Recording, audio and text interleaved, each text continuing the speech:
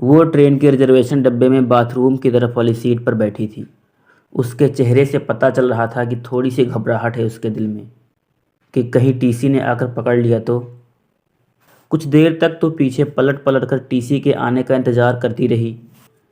शायद सोच रही थी कि थोड़े बहुत पैसे देकर कुछ निपटारा कर लेगी। देखकर यही लग रहा था कि जनरल डब्बे में चढ़ नहीं पाई, इसलिए इसमें आकर बैठ गई। शायद ज़्यादा लंबा सफ़र भी नहीं करना होगा। सामान के नाम पर उसकी गोद में रखा एक छोटा सा बैग दिख रहा था। मैं बहुत देर तक कोशिश करता रहा पीछे से उसे देखने की कि शायद चेहरा सही से दिख पाए, लेकिन हर बार असफल ही रहा। फिर थोड़ी देर बाद वो भी खिड़की पर हाथ टिकाकर सो गई और मैं भी वापस से अपनी किताब पढ़ने में लग गया। लगभग 1 घंटे के बाद टीसी आया और उसे हिलाकर उठाया। कहाँ जाना है बेटा? अंकल, लखनऊ तक जाना है। टिकट है? नहीं अंकल, जनरल का टिकट है, लेकिन वहाँ चढ़ नहीं पाई इसलिए इसमें बैठ गई। अच्छा, 300 रुपये का पेनाल्टी लगेगा। ओ अंकल, मेरे पास तो लेकिन 100 रुपये ही हैं। ये तो गलत बात है बेटा, पेनाल्टी तो भरनी पड़ेगी। सॉरी अंकल, मैं अगले स्टेशन पर जनरल में चली जाऊंगी। मेरे पास सच में पैसे नहीं हैं और कुछ परेशानी आ गई, इसलिए जल्दबाजी में घर से निकल आई और ज़्यादा पैसे रखना भूल गई। बोलते बोलते वो लड़की रोने लगी। टीसी ने उसे माफ़ किया और 100 रुपये में लखनऊ तक उसे डिब्बे में बैठने की परमिशन दे दी। टीटी के जाते ही उसने अपने आंसू पोंछे और इधर उधर देखा कि कहीं कोई उसकी ओर देखकर हंस तो नहीं रहा।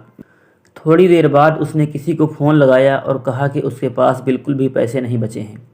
दिल्ली स्टेशन पर कोई जुगाड़ करके उसके लिए पैसे भिजवा दे, वरना वो समय पर गांव नहीं पहुंच पाएगी। मेरे मन में उथल पुथल हो रही थी। ना जाने क्यों उसकी मासूमियत देखकर उसकी तरफ खिंचाव सा महसूस कर रहा था। दिल कर रहा था कि उसे पैसे दे दूं और कहूं कि तुम परेशान मत हो और रो मत, लेकिन एक अजनबी के लिए इस तरह की बात सोचना थोड़ा अजीब था। उसकी शक्ल से लग रहा था कि उसने कुछ खाया पिया नहीं है शायद सुबह से, और अब तो उसके पास पैसे भी नहीं थे। बहुत देर तक उसे इस परेशानी में देखने के बाद मैं कुछ उपाय निकालने लगा जिससे मैं उसकी मदद कर सकूं और फ्लर्ट भी ना कहलाऊं। फिर मैंने एक पेपर पर नोट लिखा। बहुत देर से तुम्हें परेशान होते हुए देख रहा हूँ।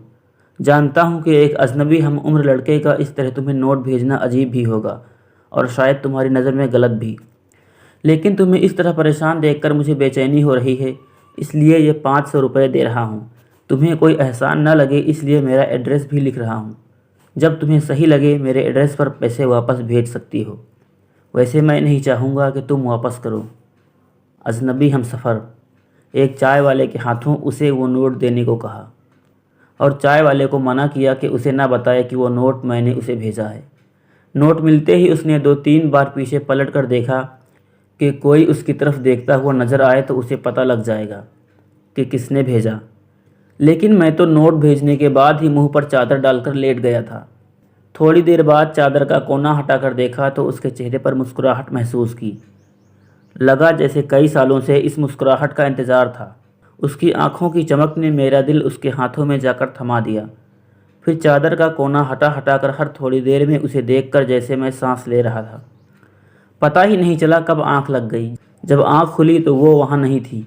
ट्रेन दिल्ली स्टेशन पर ही रुकी थी और उस सीट पर एक छोटा सा नोट रखा था। मैंने झटपट मेरी सीट से उतरकर उसे उठा लिया और उस पर लिखा था, थैंक यू मेरे अजनबी हमसफ़र। आपका ये एहसान मैं ज़िंदगी भर नहीं भूलूंगी। मेरी माँ मुझे छोड़कर चली गई है। घर में मेरे अलावा और कोई नहीं है, इसलिए आनन फानन में घर जा रही हूँ। आज आपके इन पैसों से मैं अपनी माँ को शमशान जाने से पहले एक बार देख पाऊँगी। उनकी बीमारी की वजह से उनकी मौत के बाद उन्हें ज़्यादा देर घर में नहीं रखा जा सकता। आज से मैं आपकी कर्जदार हूँ।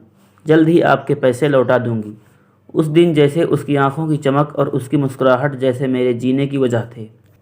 हर रोज़ पोस्टमैन से पूछता शायद उसका कोई ख़त आ जाए।